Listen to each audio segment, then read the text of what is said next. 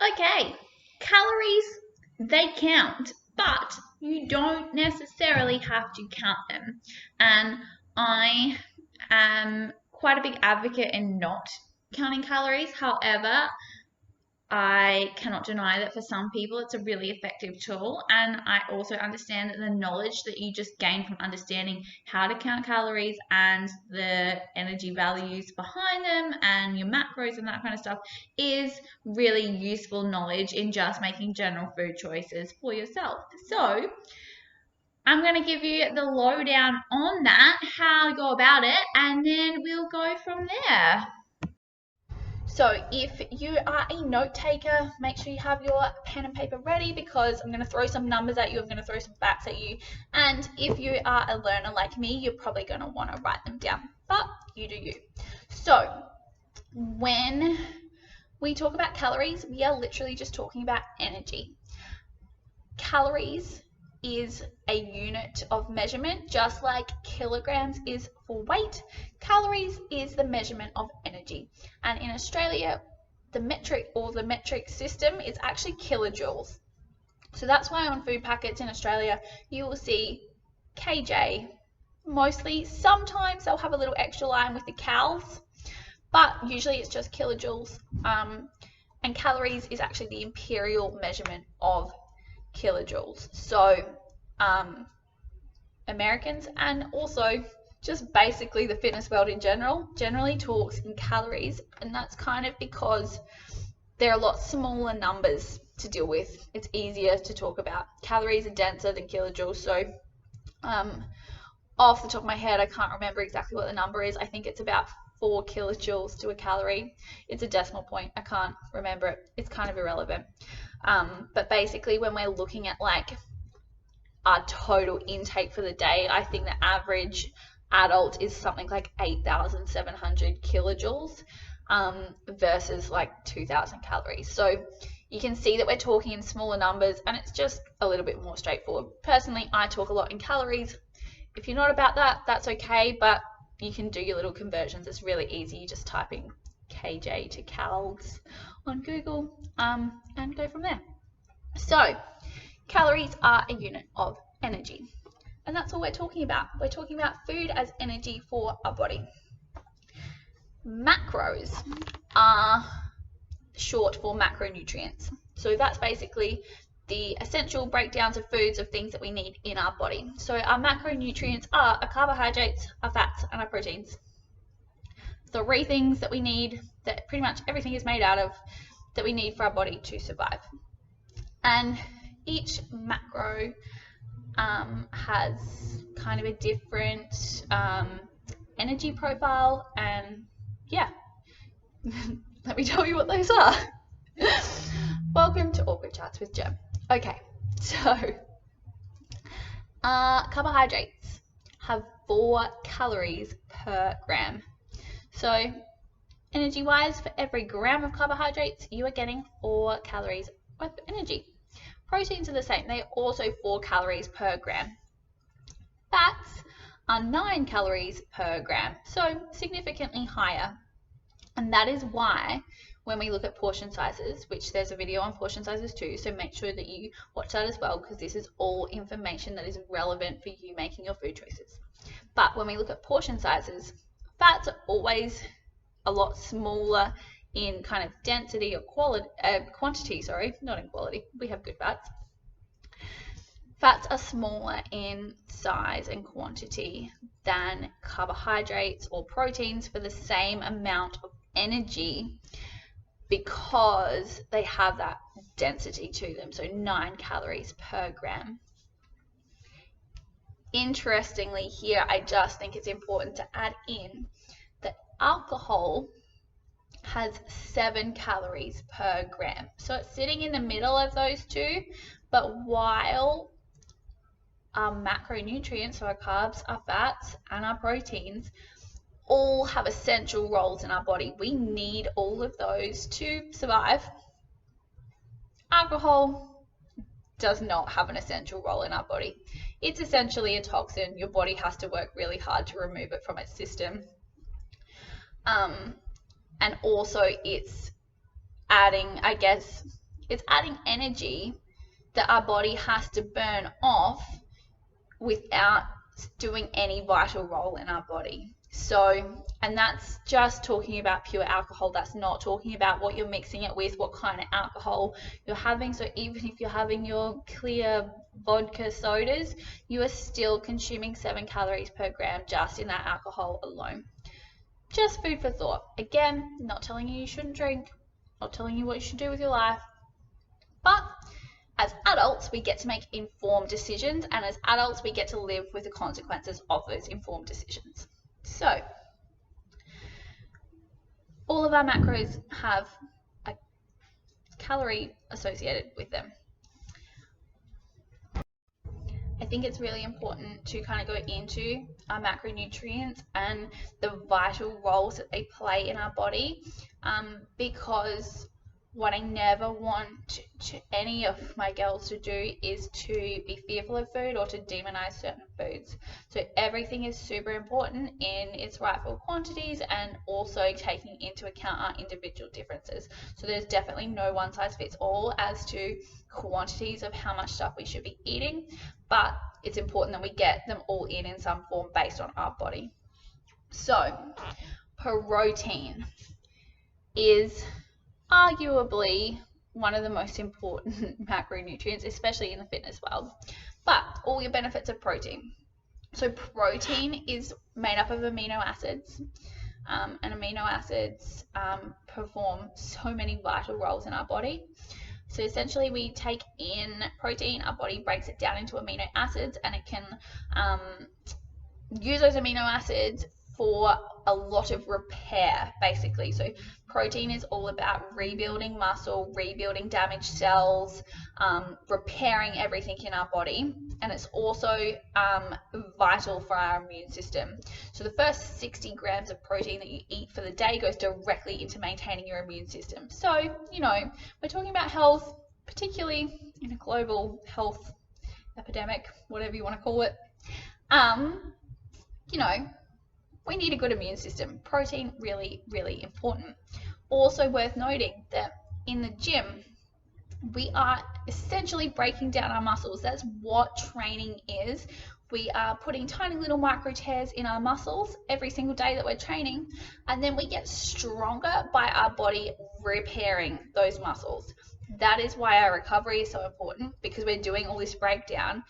The strength and if you're working on increasing size and all of that kind of stuff comes from repairing ourselves, which we just learned we need protein to do.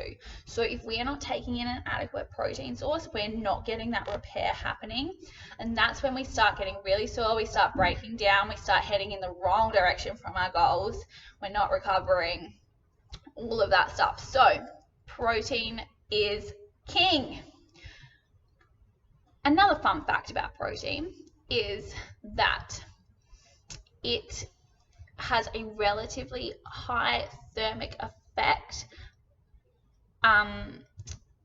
compared to carbs and fats. And what that means is that when we ingest protein, when we ingest anything, our body burns a certain amount of calories, producing the heat and in the whole digestion process. We burn a little bit of that just through trying to break food down. So compared to carbs and fats, protein's thermic effect, the amount of energy needed to kind of break it down in digestion is a little bit higher. So if your goals are fat loss and perhaps you are eating a smaller amount of food than you have been because you're trying to reduce your energy intake to lose weight or to lose fat, whatever it is, then keeping protein high is a really, really great option, because because it takes longer to break down, it keeps us fuller for longer. We've got food in our stomach, and that's really good. We don't want to feel hungry when we're trying to eat less, because that's going to make it a whole lot harder for us.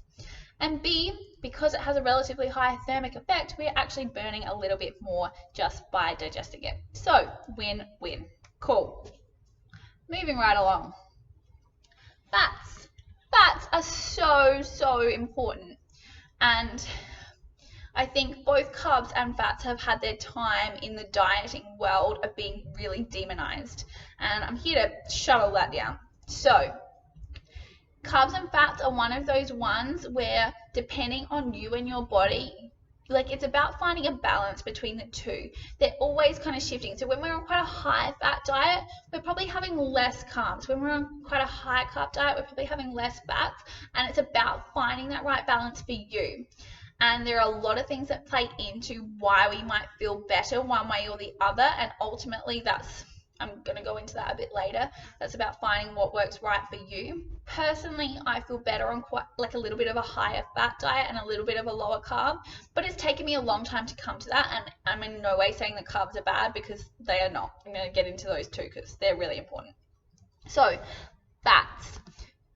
Fats make up so much of our body. Our brain is pretty much made up of fat. Our cells are made up of fat. Everything in our body is kind of reliant on fat to function. So a lot of our vitamins that we ingest are fat soluble vitamins, meaning our body can only actually take them into the cell via fat. So we can become quite deficient in certain vitamins if we are not meeting that fat level.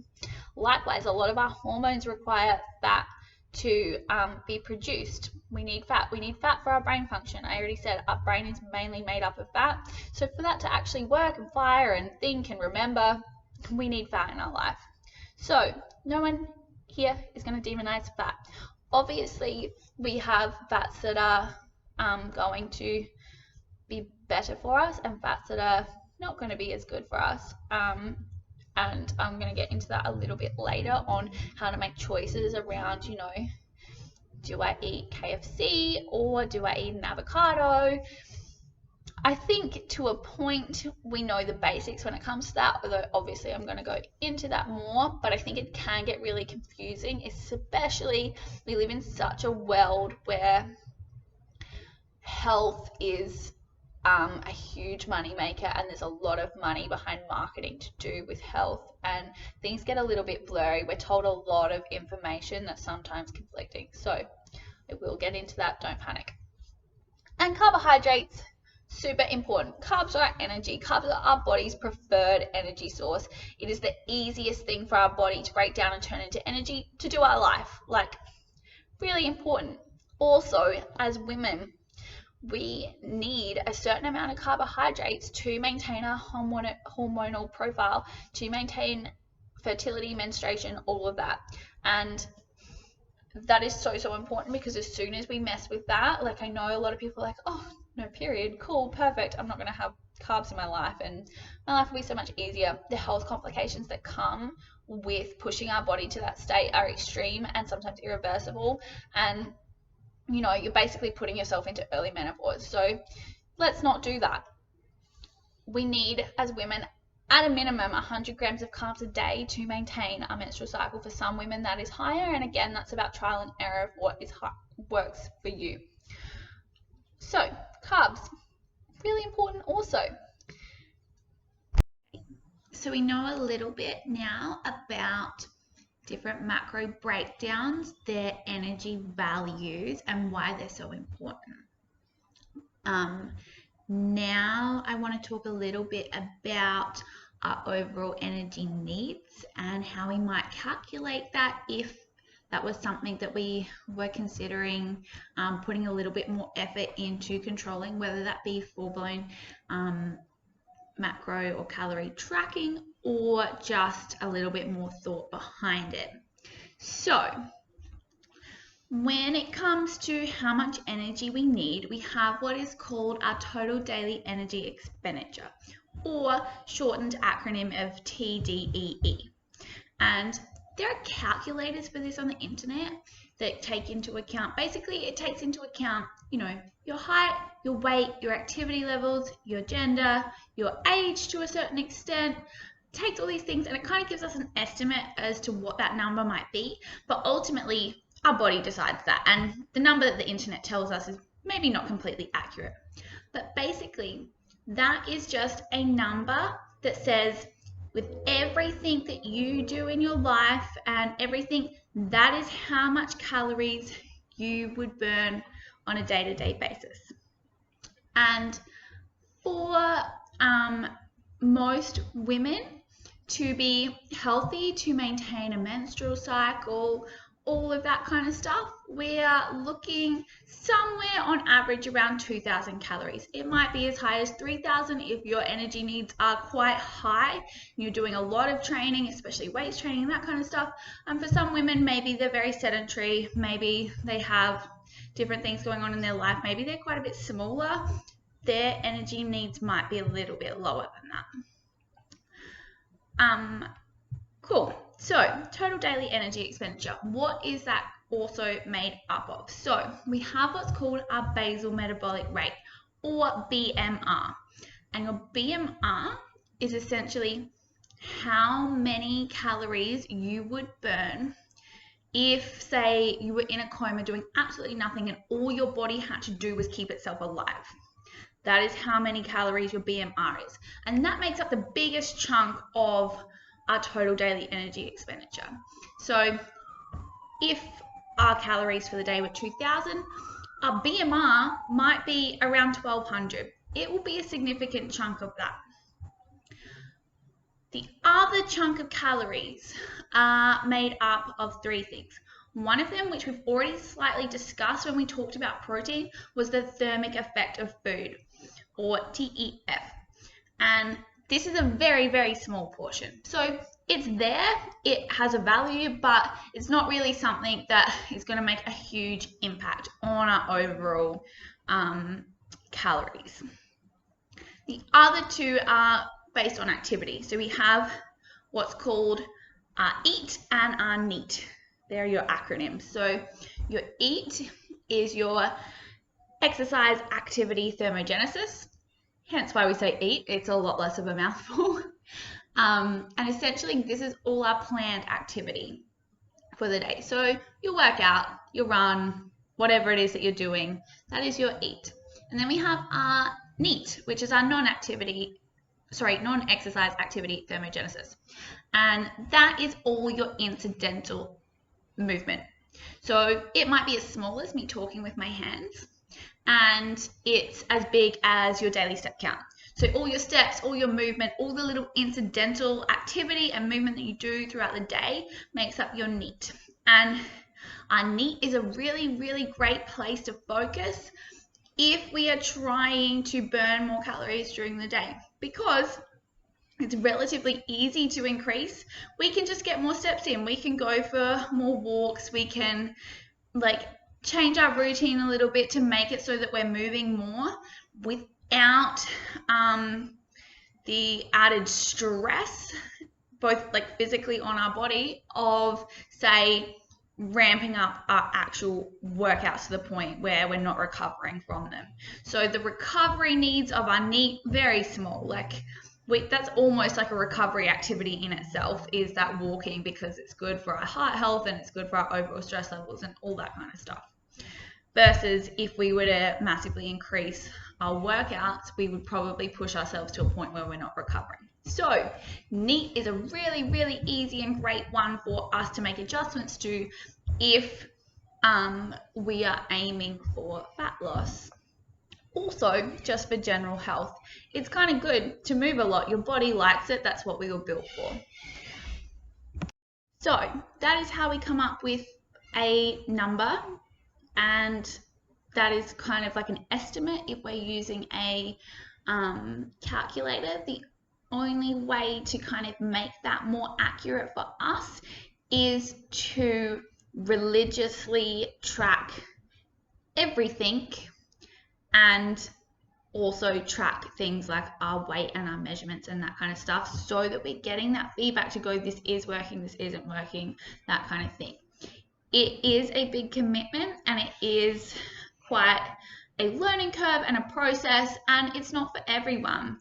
And one of the reasons why I don't necessarily recommend it, however, like I said, it is a important, knowledge skill to have, because it allows you options and it allows you that informed choice when it comes to food. So now that we know how much calories our body needs to survive and to maintain itself, we can make adjustments to how much we are intaking based on what our goals are. So if we don't want to change our body at all, if we're very happy with how it is, we want to make sure that we are eating pretty much the same as our body's needs as far as energy goes. And that's what's called a calorie maintenance. We're not above and we're not below, we're maintaining ourselves.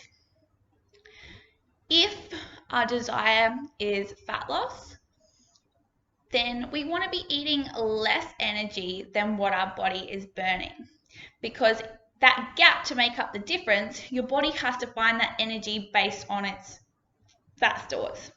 So when we're in a calorie deficit, that's how we're losing weight, is by making up that difference from our own energy reserves. If our goal is muscle gain or weight gain or whatever it is, then potentially fat gain if you're quite underweight, then we want to be eating more than where we currently are, because we need to build up those energy stores. So our maintenance is here and we need to come up to meet it here. So that's kind of how energy balance works.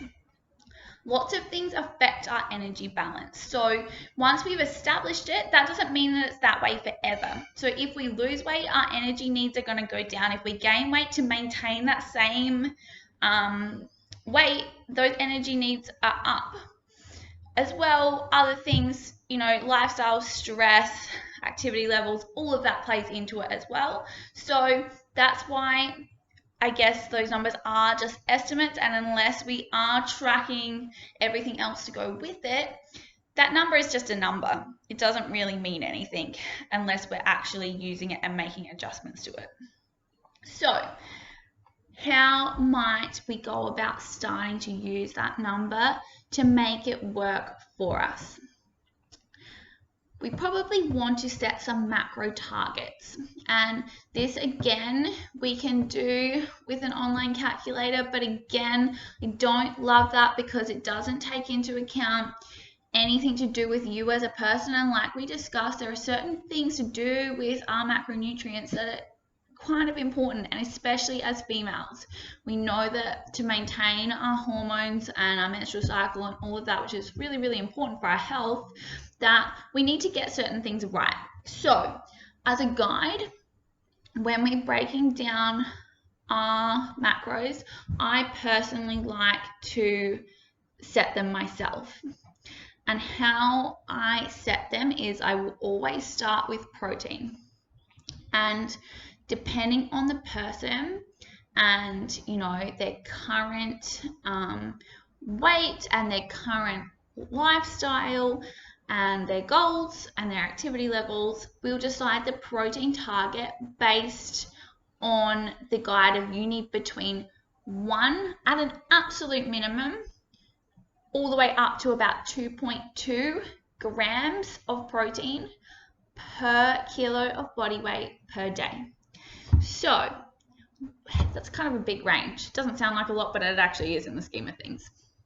So when we are working that out, if someone is not really eating any protein at all, going all the way up to the top of that target is going to seem impossible for them. So we might start at 1. But remembering as well, if that person is quite small, remember how I said that the first 60 grams of protein that we eat goes directly to our immune system. So if we're looking at someone who is 60 kilos or under, they need that protein just to make up their immune system for the day. So that person is going to need to go higher, just to make sure that their body is functioning in that sense. And then obviously they've got all the needs of their body repairing itself outside of that, which we need to make sure they're getting adequate protein in for as well. All the way up the other end of the scale, 2.2 is quite extreme. That's kind of like your high need athletes. They've got a lot of demands on their body for repair and recovery, and they're going to need probably that higher protein to make sure that they are recovering. Also, if we're doing like fat loss, we want to make sure that protein is high because again, it keeps us full. It makes sure that we are kind of preserving our muscles, that we're not just losing weight in the form of muscle wastage. We want to lose fat, not our muscles. So that's all really important too. So that will obviously bump it up. For general population, for the average person, I would probably be aiming for 2 grams of protein per kilo of body weight. And hopefully you're getting up towards that. It might be a bit of a struggle some days, but that's kind of like your target. So we set our protein first. Whatever that number is for you, then we can work out how many calories that is worth. Because remember, 1 gram of protein equals 4 calories. So whatever that number is for you, say we were doing it for me as an example. And say that at the moment I weigh, might be easier if we do round numbers. But say I weigh 62 kilos. So for me, I want quite a high protein target. So I might want 2 grams per kilo of body weight. So now I'm looking at 124 grams of protein a day. I could probably do more than that, to be honest. Maybe I'd be looking up towards the 2.2, but just for argument's sake, let's say that that's what my protein target is for the day. How much of my overall calorie intake is that going to make up? So I can take that 124 and I can times that by 4.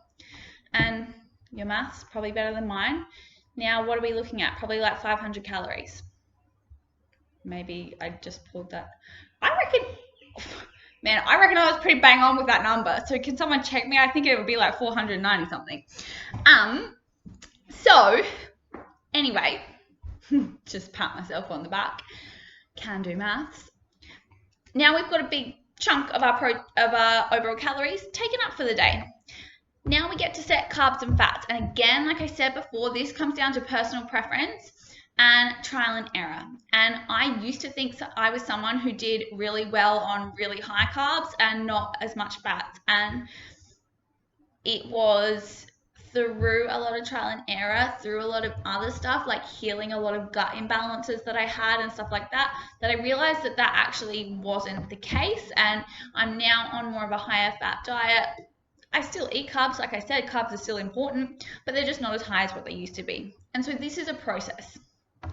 But basically, we take the remainder of that calorie intake and we kind of split it up between the carbs and the fats. And a lot of things are going to play into this, whether personal preference, hunger levels. Obviously, we can eat a lot more carbohydrates for the same energy levels versus fats. It's probably going to look smaller in density, but it's going to have that same high energy availability. So we have some wiggle room there. And again, trial and error. And we then split those and make them up to what the rest of our calorie intake would be. And then we've got our calories. And then we start hitting them. And the only way to hit them well and with accuracy is to track them, is to weigh food, is to record everything. And like I said, that is a lifestyle commitment. That is about learning how to weigh and track everything. And I mean everything. So for a period of time, you're probably committing to not eating out and whatever. And it's then about that learning process of going, I now understand what energy I'm taking in when I eat food. So foods now shift from going, I like that food tastes good and I want to eat it, to I understand the energy and the fuel and the nutrients that this food is giving me.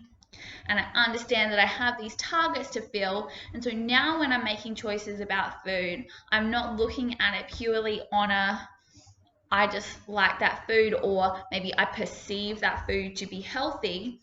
I can actually have does this kind of fit in with what I know I need to be hitting to give my body all the nutrients and the energy that it needs? So that gives us, I guess, in a way, a lot of freedom, in that we're taking the guesswork out, we're taking the stress out, and we get to potentially eat a wide variety of foods so long as they're kind of filling those gaps. One trap that I don't want you to get in when it comes to counting calories is only viewing food through the eyes of macros. So while we have macronutrients, which are our carbs, our fats, and our proteins, like we understand, we also have micronutrients, and they're really important. So that's all your vitamins and your minerals and all the important stuff that makes up our health.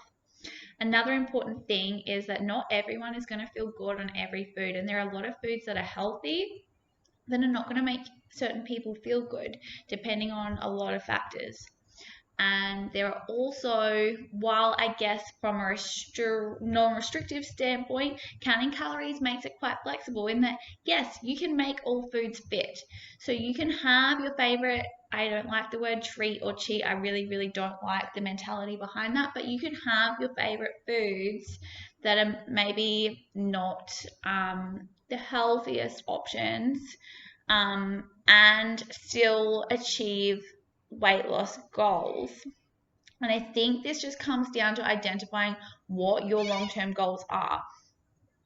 Are your goals purely about fat loss and about an aesthetic? And if they are, that is completely fine. That's your choice. But I would also argue that everyone, I think, should have at least some basic health goals. And when it comes to tracking calories, I think it's really easy to lose sight of those health goals because we're just focusing on making everything fit and eating whatever the hell we want, rather than looking at food through the eyes of health and about what is making us feel the best and giving us the most energy, and not giving any of those negative side effects that come from eating foods that don't necessarily agree with us.